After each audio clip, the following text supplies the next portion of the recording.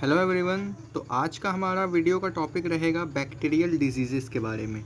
यानी कि बैक्टीरिया के थ्रू जो डिज़ीज़ फैलता है हमारे बॉडी में या किसी भी एक हेल्दी इंसान के बॉडी में अगर बैक्टीरिया के थ्रू कोई डिज़ीज़ हो रहा हो, उनके बारे में हम लोग जानेंगे और कौन कौन से ऐसे डिज़ीज़ हैं किनके द्वारा फैलता है और उनके क्या सिम्टम्स हैं और कैसे उनसे बचा जाए।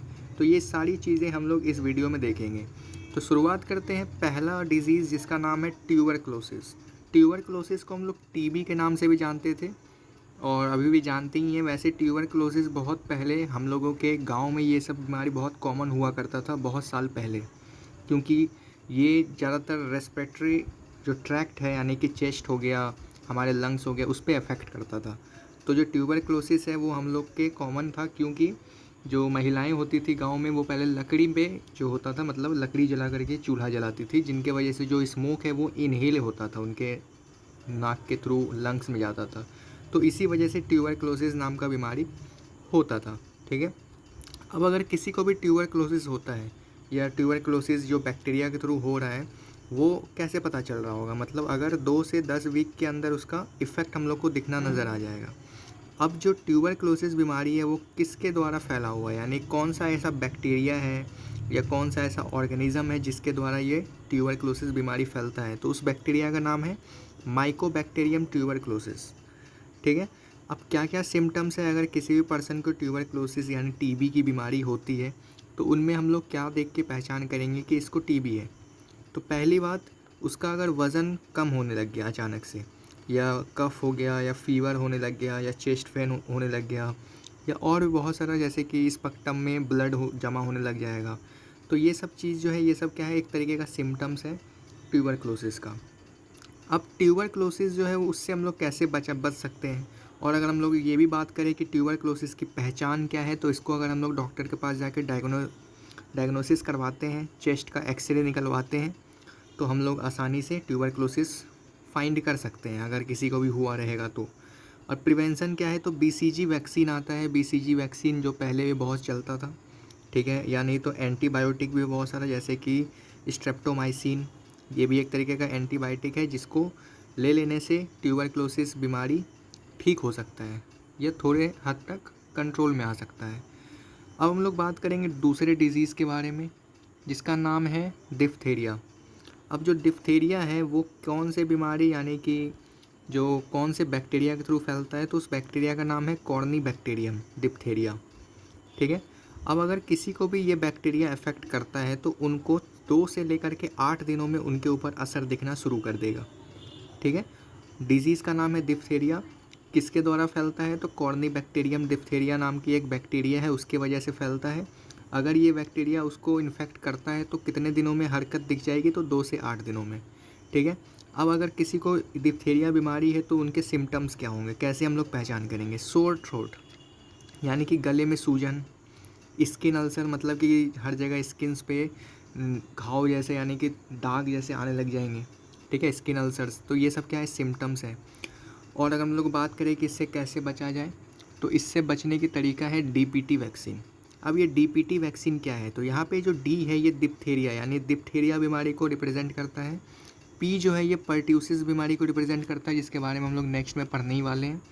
और यहाँ पे जो टी है ये टेटनस नाम की बीमारी को रिप्रेजेंट करता है। तो ये जो 3 बीमारियों का वैक्सीन है, ये तीनों बीमारी को ठीक करने में यूज़ किया जाता है। ठीक है।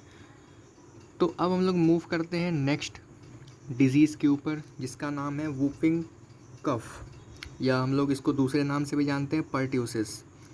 अगर किसी को भी बॉर्डेटेला पर्ट्यूसिस नाम की बैक्टीरिया का मतलब इफ़ेक्ट करती है या उसके बॉडी के अंदर जाती है, तो उसको 8 से 14 दिन में बहुत ज़्यादा मात्रा में कफ़ होने लग जाएगा, सीवियर कफ़ होगा, गले में ऐसी जकड़न हो जाएगी कि उनको, मतलब कि जब भी वो खांसेंगे तो बहुत भारी आवाज़ में, जैसे ढोल फटा हुआ ढोल का आवाज़ होता है वैसा आवाज़ में वो खांसेंगे, वूपिंग साउंड। ठीक है, बहुत भारी आवाज़ में।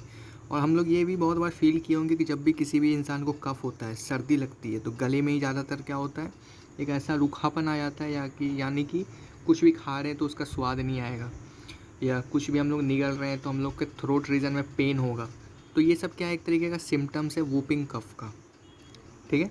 और आखिरी में वोमिटिंग भी होता है। अगर कोई भी इंसान को कोई चीज़ का मतलब कि गले में अगर जैसे जकड़न टाइप का लगेगा तो होगा ही कि हाँ कैसे भी निकल जाए, तो वोमिटिंग भी इसका एक तरीके का सिम्टम्स है। ठीक है, अब हम लोग बात करेंगे इसके प्रिवेंशन का। तो हम पहले ही बता चुके थे कि डिप्थेरिया, पर्ट्यूसिस यानी कि वूपिंग कफ और टेटनस, तीनों में एक ही टाइप की वैक्सीन यूज़ की जाती है, उसका नाम है डीपीटी वैक्सीन। ठीक है, तो इसको ले लेने से वूपिंग कफ क्योर हो सकता है। अब हम लोग चलते हैं चौथे बीमारी के ऊपर, जिसका नाम है टेटनस। हम लोग ये बहुत कॉमन जानते हैं क्योंकि हम लोगों को पता है कि जब भी किसी भी शार्प जंग लगी हुई ऑब्जेक्ट से हमारे बॉडी में कहीं भी खरोच लगता है, या वो जंग वाला कांटी हो गया या कुछ भी हो गया, वो अगर हमारे ब्लड के कांटेक्ट में आ गया तो हम लोग को टेटनस टॉक्साइड का इंजेक्शन लेना ज़रूरी हो जाता है। नहीं तो इससे क्या होता है, हमारी वहाँ की जो चमड़ियाँ हैं वो गल जाती है, उंगलियाँ जो कहीं भी अगर कट हुआ हो वहाँ की जो चमड़ी है वो गल जाती है, और एक समय ऐसा आएगा कि वो बहुत ज़्यादा मात्रा में ख़राब हो जाएगा। ठीक है, तो अगर किसी को भी क्लॉस्ट्रीडियम टेटनाई नाम की बैक्टीरिया अगर अफेक्ट करती है, यानी कि अगर कहीं भी कट लग जाए तो ये बैक्टीरिया जा कर के हमारे ब्लड में इन्वॉल्व हो जाती है, जिसकी वजह से टेटनस बीमारी होता है।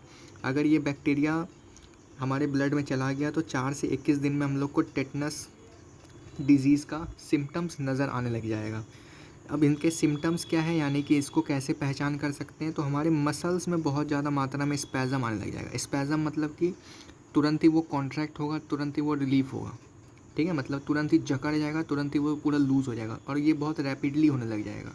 तो मस्कुलर स्पैज़म होने लग जाएगा कौन कौन से रीजन में, तो हमारे माउथ में, हमारे पूरे नेक रीजन में, यहाँ तक कि लंग्स तक को ये अफेक्ट करता है। कन्वर्जन होने लग जाएगा शुरू। और ज़्यादातर क्या होता है कि टेटनस का अगर हम लोग क्योर नहीं करवाते हैं तो भी बहुत बहुत समय ऐसा भी होता है कि हम किसी भी पर्सन को ऑक्सीजन की कमी की वजह से डेथ भी हो सकती है। अब ये आखिरकार यहाँ पे ऑक्सीजन का क्या बात हो गया टेटनस में, तो इसका भी हम बताते हैं कि ऑक्सीजन का यहाँ पे क्या काम है। अब हम बात कर रहे थे कि जैसे मस्कुलर स्पैज़म हो रहा है, मस्कुलर स्पैज़म कहाँ इफेक्ट करेगा, तो हमारे रेस्पिरेटरी जो जितने भी ट्रैक्ट है उसको इफेक्ट करेगा। तो हमारे रेस्पिरेटरी ट्रैक्ट में मसल्स हैं। अब जब भी मसल्स कॉन्ट्रैक्ट या रिलैक्स हो रहा होगा, रैपिडली हो रहा होगा, तो हमारा जो सांस जा रहा है हमारे लंग्स में, तो उसको जाने में दिक्कत होगा, यानी उसके पैसेज में क्या होगा, एक बाधा आ जाएगी। यानी कि रिलीफ हो रहा है, कभी कॉन्ट्रैक्ट हो रहा है, तो इसके वजह से हमारे बॉडी के अंदर ऑक्सीजन की मात्रा की कमी हो जाएगी, जिसकी वजह से किसी भी पेशेंट का डेथ हो सकता है। ठीक है, अब इससे कैसे बचा जाए, तो इससे बचने के तरीका है कि टेटनस टॉक्साइड नाम की इंजेक्शन है जिसको हम लोग यूज़ कर सकते हैं। और जब भी ऐसे बीमारी किसी को भी अगर ऐसा कट लग जाता है तो उस वाउंड को, यानी उस घाव को प्रॉपर तरीके से साफ़ करके सेवलॉन, डेटॉल जो भी है उसको अप्लाई करना चाहिए, और बाद में वो इंजेक्शन लेना ही चाहिए। ठीक है, 24 घंटे के अंदर। अब पाँचवा बीमारी, जिसका नाम है कोलेरा। ये सभी के घर में किसी न किसी को एक न एक बार तो अफेक्ट करता ही है। अब भले वो महीने में एक बार करे या साल में एक बार करे, या कभी कभार नहीं भी करता है किसी को, लेकिन कोलेरा बहुत ज़्यादा कॉमन है। कैसे कॉमन है तो वो भी बताते हैं। अब कोलेरा जैसे कैसे फैलता है, तो वो विब्रियो कोलेरा नाम की बैक्टीरिया की वजह से फैलता है।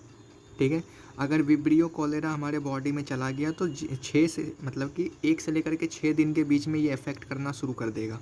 कैसे पहचान करेंगे कि किसी को कोलेरा हुआ है, तो इन्फ्लेमेशन ऑफ गट्स, यानी कि जो आंतें होती है हमारे अंदर बॉडी के अंदर, उनमें सूजन आएगी, मतलब कि कुछ भी खाएंगे तो जल्दी पच जाएगा। पच जाएगा इसका मतलब ये नहीं कि प्रॉपर फेसेस बन जाएगा। पच जाने का मतलब होगा कि जो भी हम लोग का फेशियल मटेरियल निकलेगा वो पूरे तरीके से मतलब वाटरी निकलेगा, एक तरीके से पेट खराब जैसा। ठीक है, ज़्यादा अमाउंट में सीवियर डायरिया भी हो सकता है।